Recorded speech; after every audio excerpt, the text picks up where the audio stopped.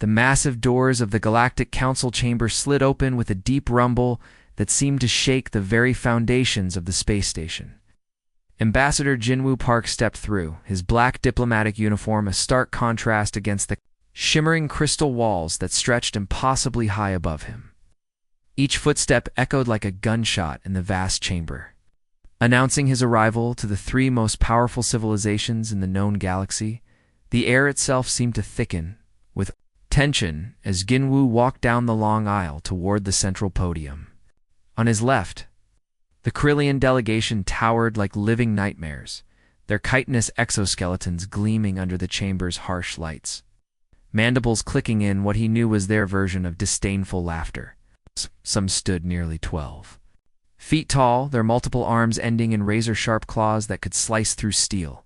Their compound eyes tracked his every movement, calculating, measuring, dismissing to his right.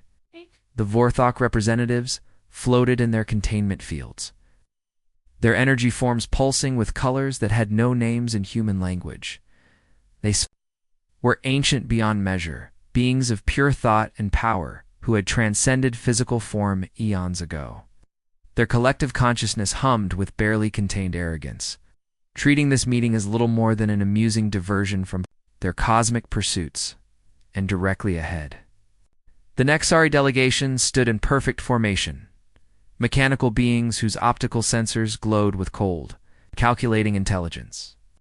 Their chrome bodies reflected the chamber's light like mirrors, each one a perfect killing machine disguised as a diplomat.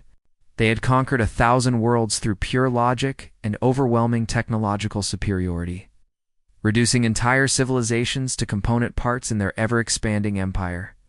Jinwoo had studied each of these species for years, memorizing their strengths, their weaknesses, their histories of conquest and domination. He knew that between them they controlled over 60% of the galaxy's inhabited systems, and he knew that they viewed humanity as nothing more than an upstart species that had gotten too big for its britches. The podium rose from the floor. As he approached, its crystalline surface coming alive with holographic displays showing the disputed territories. Red markers indicated human colonies, while blue, green, and gold showed the expanding borders of the three alien powers. The overlap was impossible to ignore. Humanity's outer settlements were being steadily encroached upon, their trade routes blockaded, their people harassed, and sometimes killed. "Honored Council," Jinwoo began, his voice carrying clearly through the chamber's acoustics. He had practiced this speech 100 times, but standing here now, facing these beings who could snuff out human civilization with a thought, his mouth felt dry as desert sand. Humanity has tried diplomacy. We have sent envoys, signed treaties, offered trade agreements.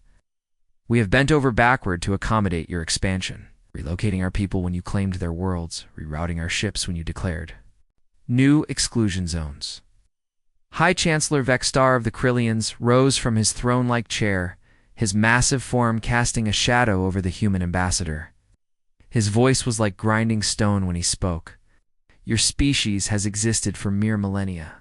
Human, we have ruled the stars since before your son was born. Your very presence in space is a courtesy we have extended, not a right you possess.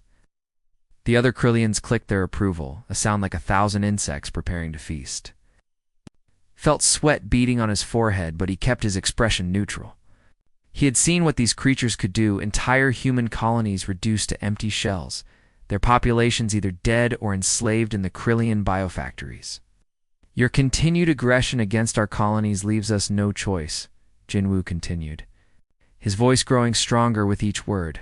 Our mining operations on Kepler-4 for Tabi have been attacked 6 times this month.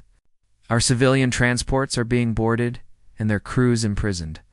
Our diplomatic pouches are being intercepted and their contents stolen. And the Vorthok collective consciousness rippled, and when they spoke, it was with a voice like distant thunder. You speak of aggression, young species, but you are the aggressors. You spread across the galaxy like a plague, consuming resources, breeding without control, disturbing the natural order that has existed for millions of years. Jinwoo's hands clenched into fists at his sides. He thought of the children on those colonies playing in fields of alien flowers under foreign stars. He thought of the miners who had volunteered for the most dangerous jobs just to give their families a better life. He thought of the explorers who had pushed into the unknown, driven by the same curiosity that had once taken humans to their own moon. "Then you should have learned wisdom in all that time," Jinwoo said, his voice dropping to barely above a whisper. "This is our final warning. Don't make us angry." The chamber fell silent. The constant hum of the Nexary's processors seemed to pause. Then the Vorthok Collective began to pulse with what might have been laughter, their energy forms brightening and dimming in rapid succession.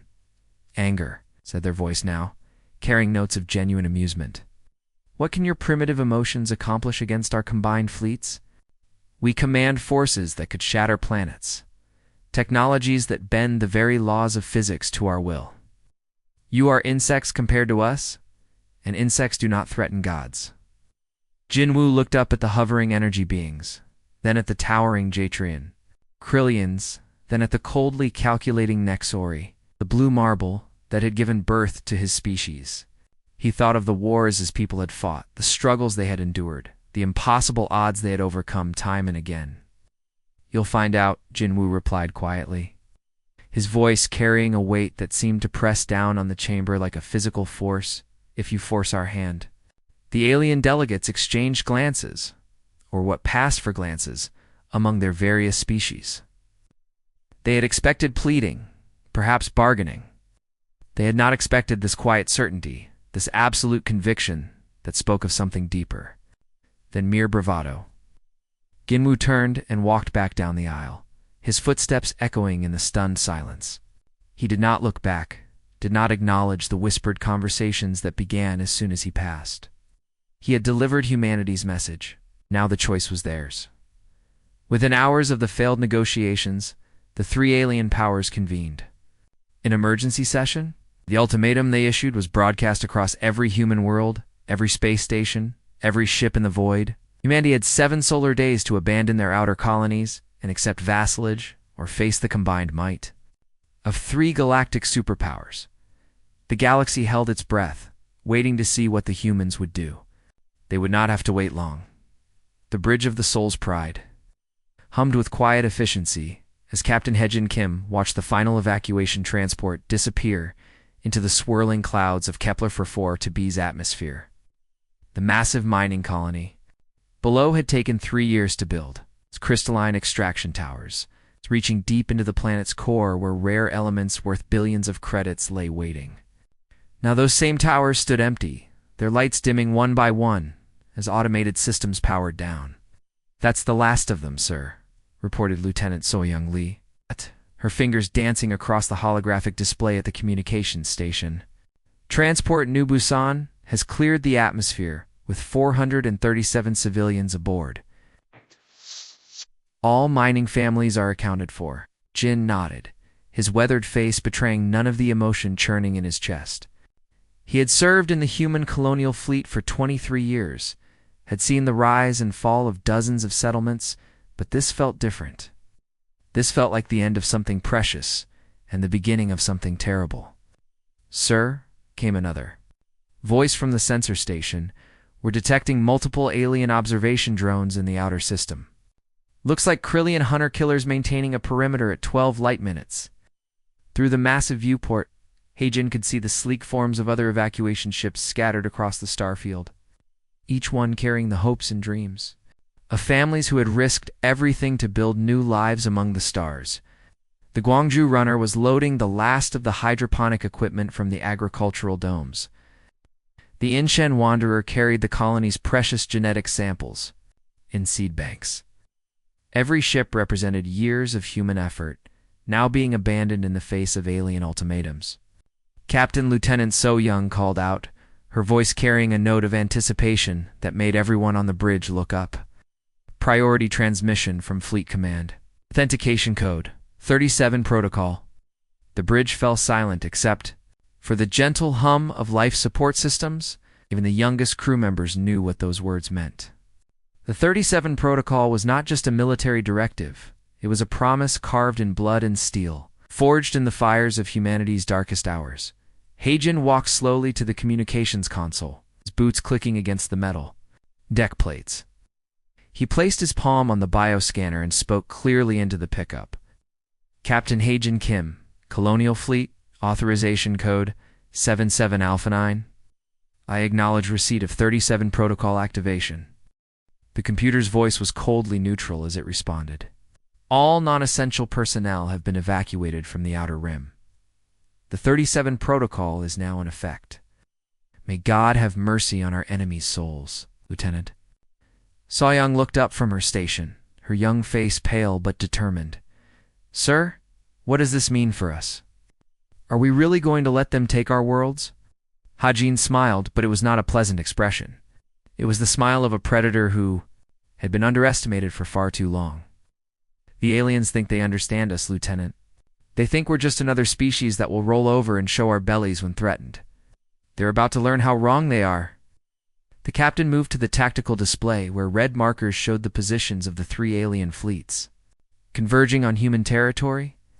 The Krillian swarm ships moved like a plague of mechanical locusts, their biomechanical hulls bristling with weapon pods. The Vorthok energy vessels drifted through space like ghostly predators, their forms barely visible against the cosmic background, and the Nexari battle formations advanced with machine precision, with their chrome hulls reflecting starlight like mirrors of death. UC Heijin continued, his voice carrying the weight of hard-won experience. The 37 protocol isn't named after some random number. It comes from the 37 bloodiest conflicts in human history. The Mongol invasions, the World Wars, the resource wars of the 22nd century.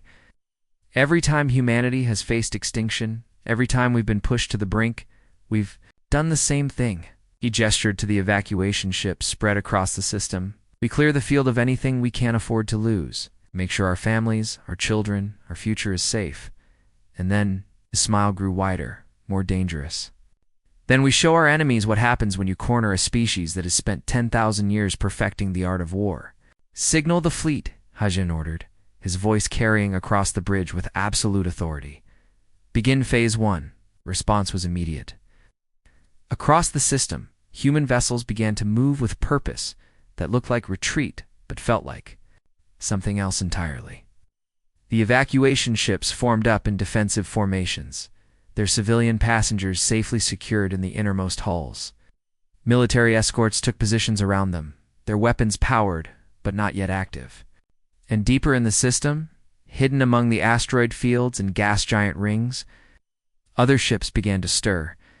Admiral Seung-min Choi received the same signal aboard his flagship Dokdo's Hammer, a massive dreadnought that had served as the backbone of human defense for over a decade.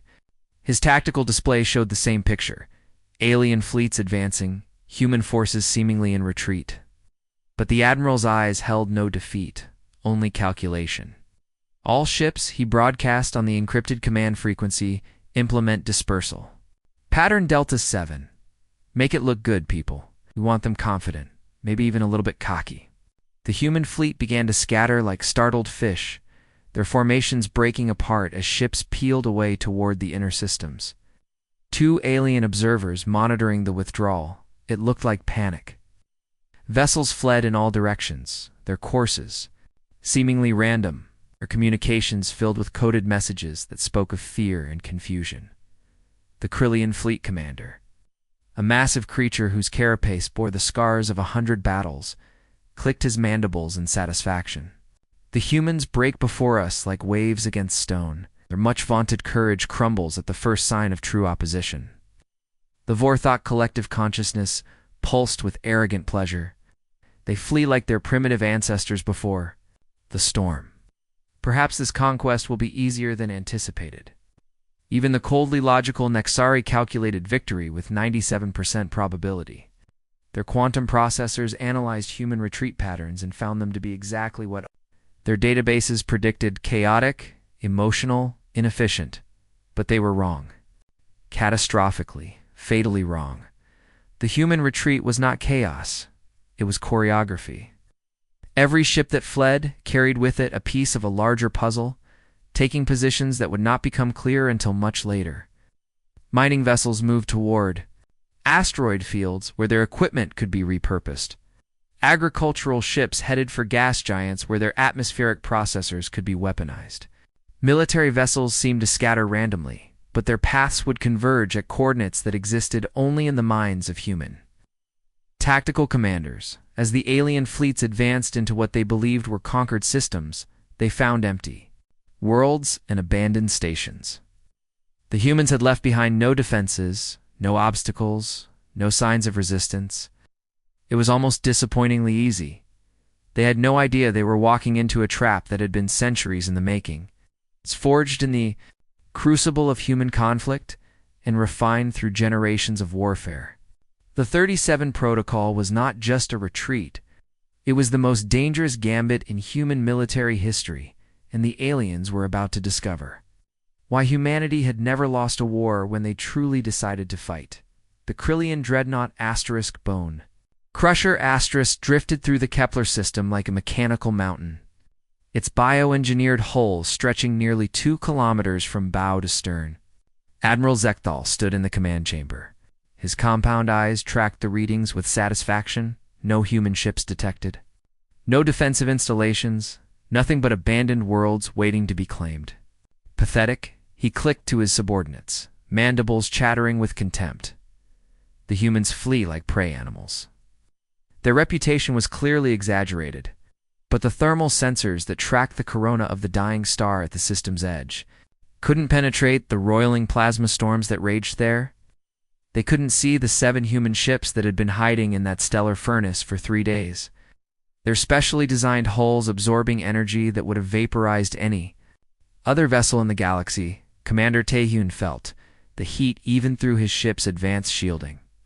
The bridge of the Ghostwalker glowed with a faint orange light. Sweat beaded on his forehead despite the cooling systems working at maximum capacity. Round him, his crew worked with quiet efficiency, their hands steady on controls that most species would consider impossible to operate under such conditions.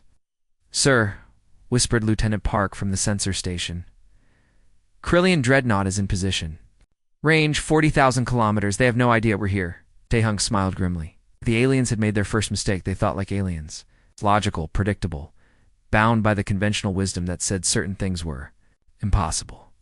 But humans had spent their entire history doing impossible things. They had survived ice ages and asteroid impacts, crossed oceans in wooden boats, and walked on the surfaces of other worlds. Hiding in a stellar corona was just another day at the office. "Weapons status?" he asked quietly. "Railguns charged and ready, sir. Relativistic projectiles loaded.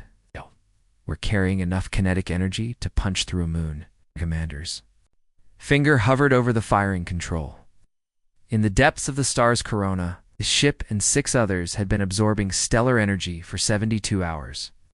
Their hulls now glowing like coals in a forge. The radiation that would have killed any other crew had been converted into raw power.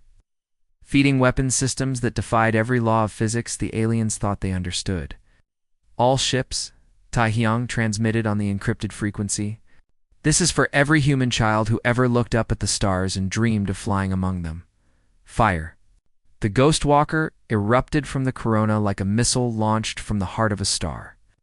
The stellar plasma around it twisted and flowed, creating a wake of superheated gas that stretched for thousands of kilometers. The other 6 ships followed, their hulls blazing with absorbed energy, their weapon systems screaming with barely contained power. The Krillian Dreadnought's sensors finally detected the approaching threat, but it was already too late. The relativistic projectiles struck at 97% of light speed, their kinetic energy converting matter into pure destruction. The alien shields, designed to stop energy weapons and conventional missiles, simply weren't built to handle projectiles moving at such impossible velocities. Impossible. Admiral Zekthal screeched as his ship's hull began to buckle. No technology can survive that radiation. Nothing can function in a stellar corona. But humans had learned to survive in the harshest environments their homeworld could offer. The crushing depths of ocean trenches where the pressure could flatten steel. The frozen wastes of Antarctica where the cold could kill in minutes. The scorching heat of deserts where water boiled away in the thin air. Adapting their ships to function in stellar coronas had been merely another engineering challenge. solved by the same stubborn creativity that had taken them from caves to the stars, the Bone Crusher. Listed badly as secondary explosions ripped through its biomechanical systems, emergency klaxons wailed as the crew scrambled to damage control stations, but the human attack had been too precise, too devastating. The Dreadnought's main weapons were offline, its engines failing, its once mighty hull now nothing more than a drifting wreck. Meanwhile, in the outer system, Lieutenant Colonel Minho Park led his fighter squadron through an attack that would have been impossible by any conventional understanding of space combat. The Vorthok energy barriers surrounded their ships like walls of living lightning, designed to disrupt any matter that tried to pass through them. But Minho's pilots weren't thinking like matter, they were thinking like humans. Blue Squadron, remember your training, Minho transmitted as his fighter dove through a gap in the energy field that existed for only microseconds. Physics is a suggestion, not a law. Make your own rules. The human fighters moved through the Vorthok defenses like ghosts, their pilots using intuition and split-second timing to navigate energy patterns that shifted faster than any computer could calculate.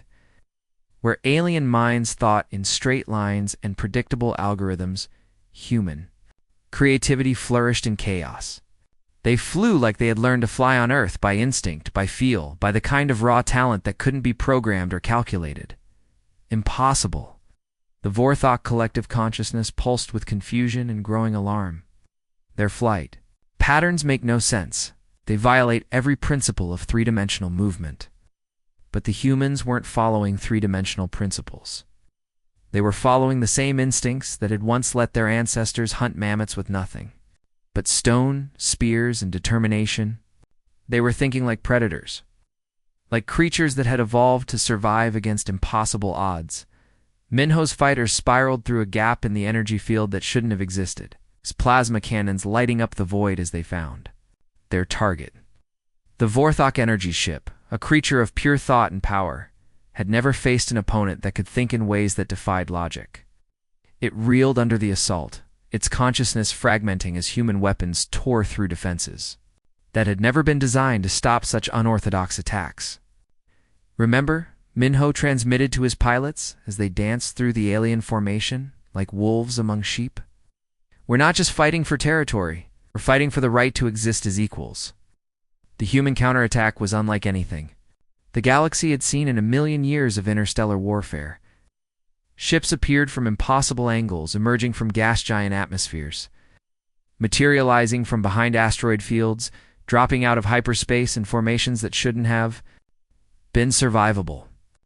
They struck with devastating precision and vanished before retaliation could be mounted, leaving behind only destruction and confusion. The Nexari battle computers, designed to calculate every possible combat scenario, found themselves faced with tactics that simply didn't compute.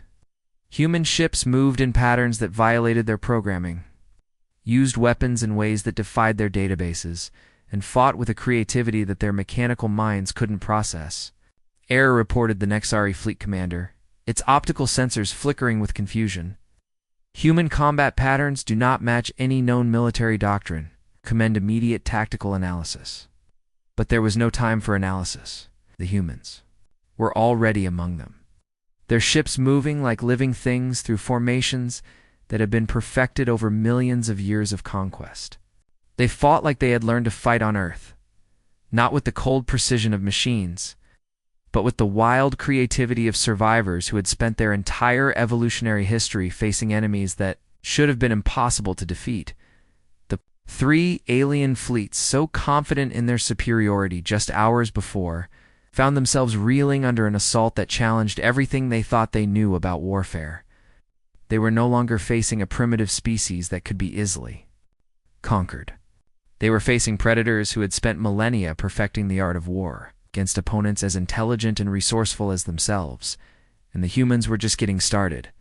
The command center of Titan 7 stretched across 3 levels of reinforced titanium and crystalline displays, its walls lined with holographic projections showing the battle raging across 17 star systems. General Yunji Seo stood at the center of it all. Her uniform crisp, despite the chaos surrounding her. Watching as the galaxy's most powerful civilizations crumbled before humanity's relentless assault, Mem called out Major Hyen-Sik Nam from the tactical station, his voice carrying a note of amazement, even after 3 days of impossible victories. A Vorthok collective is fragmenting. Their hive mind can't process our nonlinear attack patterns. We're getting reports of their energy.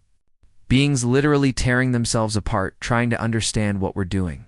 Yoonji nodded grimly, her eyes never leaving the main display where a massive Vorthok mothership was being torn apart by what appeared to be concentrated starlight.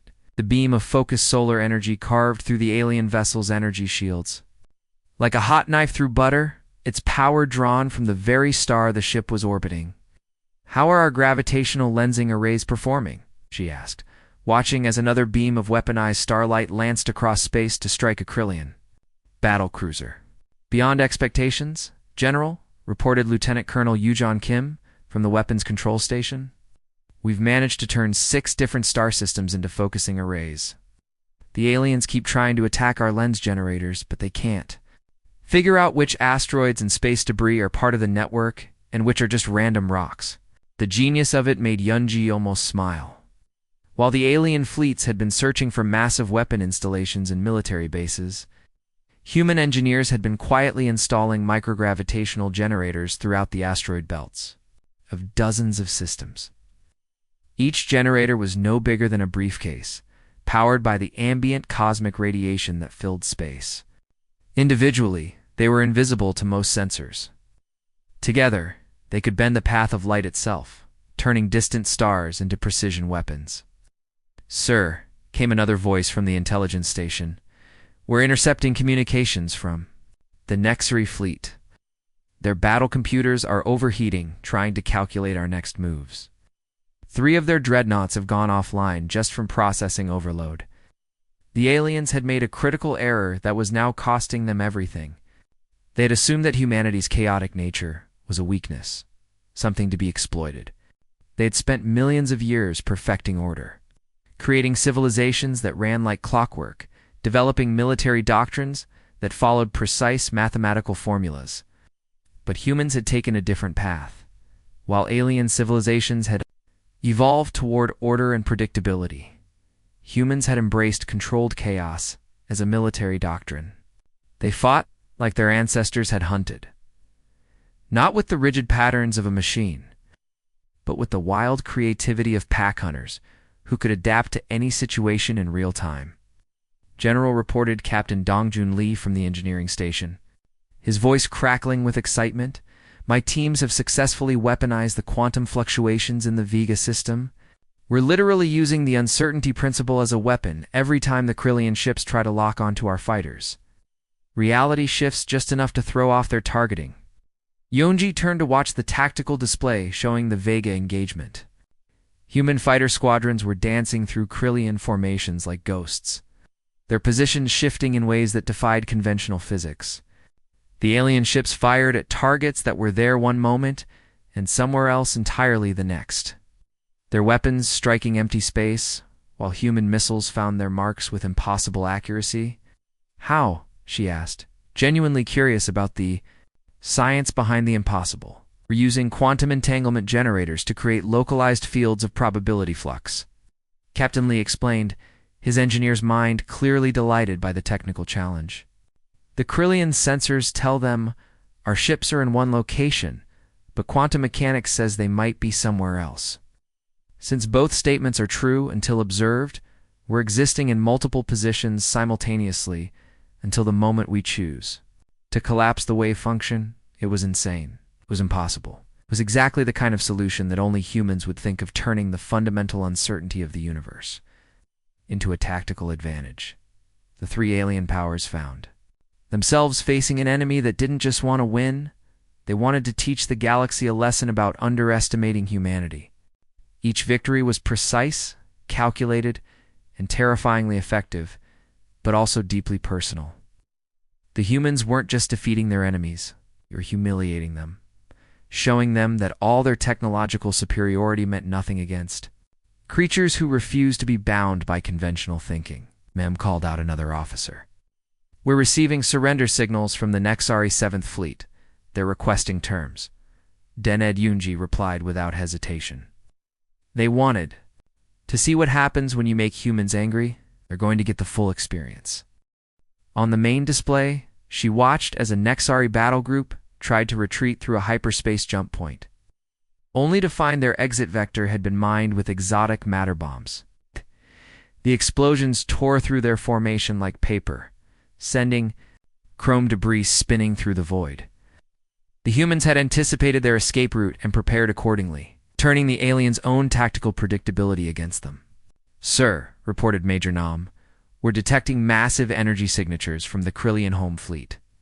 They're bringing in their planet killers, ships designed to crack worlds open like eggs." Yanji's expression didn't change, but her voice carried a note of cold satisfaction. "Good, let them come. Captain Lee, are the solar collectors ready?" "Yes, ma'am. We've been storing stellar energy for the past week. The arrays are at full capacity. Then let's show them what happens when you threaten human worlds." The battle that followed would be remembered as the moment the galaxy learned to fear humanity. The Krillian planet killers, massive biomechanical constructs that had destroyed countless civilizations, found themselves facing an enemy that had turned entire star systems into weapons. Solar collectors that had been disguised as civilian infrastructure suddenly revealed their true purpose, focusing the combined output of multiple stars into coherent beams that could melt planets. "Impossible," whispered the Krillian fleet commander, as his flagship's bioarmor began to boil away under the assault. "They're using stars as weapons. How can any species be so insane?" But the humans weren't insane. They were desperate, creative, and utterly unwilling to accept defeat. They had taken the lessons learned from 10,000 years of warfare and applied them on a galactic scale, turning the very cosmos into their battlefield. In the wreckage of the Nexari command ship, a dying mechanical commander transmitted its final message. "Alert all remaining fleets." It broadcast on all frequencies, its voice distorted by battle damage. The humans are not just warriors, they're artists of destruction. They don't just fight wars, they paint with violence, create symphonies of devastation, turn battle into a form of terrible beauty. The message was picked up by ships across the galaxy, carrying with it a truth that would reshape interstellar politics forever. Humanity wasn't just another species to be conquered or controlled. They were something far more dangerous. They were survivors who had learned to thrive in chaos, predators who had spent millennia perfecting the art of impossible victory. And they were just getting started. The surrender came not with fanfare or grand declarations, but with a simple transmission broadcast across all frequencies throughout the galaxy. High Chancellor Vextar of the Krillians, his massive form hunched in defeat aboard the bridge of his crippled flagship, spoke words that would echo through history. "We yield," he said, his voice barely above a whisper. "The Krillian Empire, the Vorthok Collective, and the Nexari Dominion. We surrender unconditionally to the human forces." Admiral Jae-Soon Kim received the transmission aboard his flagship Indomitable Spirit, a vessel that had somehow survived 3 major fleet engagements without losing a single crew member. Around him, the bridge crew stood in stunned silence. They had won, against impossible odds. Facing enemies with technology that seemed like magic, they had actually won. "Sir," asked Commander Menesio Park, his voice uncertain, "what are your orders?" Jae-Soon looked out at the debris fields that stretched across the Kepler system, the broken hulks of ships from 4 different species drifting in the void. "So much destruction, so much death, and for what?" "Because 3 alien powers had decided that humanity didn't deserve to exist as equals. Signal all medical ships," he said quietly. "Begin search and rescue operations. I want every survivor found, human or alien. No one dies today if we can help it." The silence that followed was deafening. His crew stared at him as if he had lost his mind. After everything the aliens had done, after all the human colonies they had destroyed, after the ultimatum that had started this whole war, he wanted to save their lives. "Sir," Commander Park said carefully, "they tried to wipe us out. They called us primitives, insects, a plague on the galaxy. Maybe we should remember what makes us human, Jae-soon interrupted, his voice carrying the weight of command. "Signal Admiral Sujino. Tell her to prepare the reconstruction teams. We're going to need them." 3 hours later, the most powerful leaders in the galaxy found themselves in a situation none of them had expected. They had prepared for death, for torture, for the kind of brutal conquest they had inflicted on countless other species. Instead, they stood in the medical bay of a human hospital ship, watching as human doctors worked alongside their own physicians to save alien lives. High Chancellor Vexstar watched in amazement as a human surgeon named Dr. Jinho Lee carefully repaired the damaged carapace of a Krillian warrior. The human's hands moved with precision and care, showing no hatred or disgust for the creature that had tried to kill him just hours before. "I don't understand," Vexstar said to Admiral Kim, who had come to check on the wounded. "Why show mercy to those who would have destroyed you?" Admiral Kim's expression was gentle but firm, the face of someone who had seen too much war and chosen to end it with peace. "Because we choose when to be monsters and when to be saviors. That's what makes us human." The Krillian Chancellor's compound eyes focused on the human admiral with something approaching wonder. "Your species is ... confusing or complicated," Kim admitted with a slight smile. "We can be your worst nightmare or your best friend, sometimes in the same day. But we always choose which one we want to be." Across the galaxy, the sight of human medical teams working alongside alien doctors became a symbol of something new. Human engineers, the same ones who had weaponized stars and turned quantum mechanics into a tactical advantage, now worked to rebuild the devastated worlds their enemies had lost. They didn't come as conquerors demanding tribute, but as partners offering to share their knowledge and resources. On the Nexari homeworld, Admiral Sujino stood in the ruins of their capital city, watching as human construction crews worked alongside mechanical repair units to restore the chrome spires that had been toppled in the final battle. The Nexari had expected their world to be stripped of resources, their population enslaved or eliminated. Instead, they found humans offering to help them rebuild better than before. "Your actions are illogical," stated Prime Unit 7, the highest ranking Nexari, to survive the war. "You have gained nothing from this mercy." Admiral O smiled as she watched a human child share candy with a young Nexari repair unit, both of them laughing as they played in the rubble of the old world. "We've gained something your computers can't calculate," she said. "We've gained the chance to build something better than what came before." The new Galactic Council met for the first time 6 months after the end of the war. The crystal halls had been rebuilt, but the atmosphere was completely different. Where once the 3 alien powers had ruled through fear and technological superiority, now there was a 4th voice at the table, and it was a voice that carried the weight of hard-won respect. Ginwoo Park, the same ambassador who had delivered humanity's final warning so many months before, now sat in the council chamber as Earth's permanent representative. The other species looked at him with a mixture of fear and awe, remembering the quiet human who had promised they would regret, making his people angry. The first order of business, announced the Vorthok collective consciousness. Its energy forms pulsing with what might have been nervousness, is the establishment of new universal laws governing interstellar relations. The document they produced was unlike anything in galactic history. Where the old laws had been about conquest and domination, the new ones spoke of cooperation and mutual respect. And at the very top, carved into the quantum substrate of space itself, so that every species in the galaxy would know and remember, was a simple warning: never make the humans angry. But there was more to it than just fear. The other species had learned something that would reshape their understanding of the universe. Humanity wasn't just excellent at war, they were excellent at peace, but only on their terms. Their greatest weapon had never been their technology or tactics, but their ability to choose between destruction and creation, between vengeance and mercy. "You could have destroyed us," High Chancellor Vexstar said to Jinwoo during a break in the proceedings. "Your fleets were in position to glass our homeworlds, to wipe out our entire species. Why didn't you?" Jinwoo looked out at the stars through the council chamber's massive viewport. Thinking of all the human children who would now grow up in a galaxy where their species was respected as equals? Because that's not who we are, he said simply. We fight when we have to, but we prefer to build. We'll destroy you if you force us to, but we'd rather help you become something better. The Corellian Chancellor's mandibles clicked in what might have been laughter.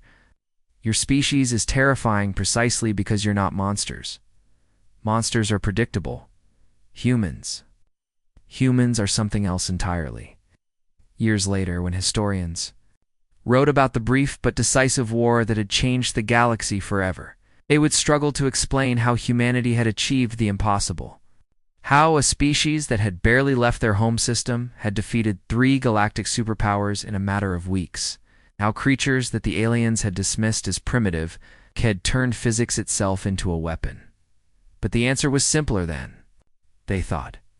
Humans had won because they refused to accept that victory was impossible. They had turned their greatest weakness, their chaotic, unpredictable nature, into their greatest strength. They had fought not with the cold logic of machines, but with the wild creativity of survivors who had spent 10,000 years learning to thrive against impossible odds. And in the end, when victory was theirs, they had chosen to be saviors instead of conquerors. They had shown the galaxy that the most dangerous species in the universe was not the one with the biggest guns or the most advanced technology, but the one that could choose between mercy and destruction and make that choice wisely. The galaxy learned to respect humanity not just for their ability to wage war, but for their wisdom in choosing when not to. And in the end, that made all the difference. The end.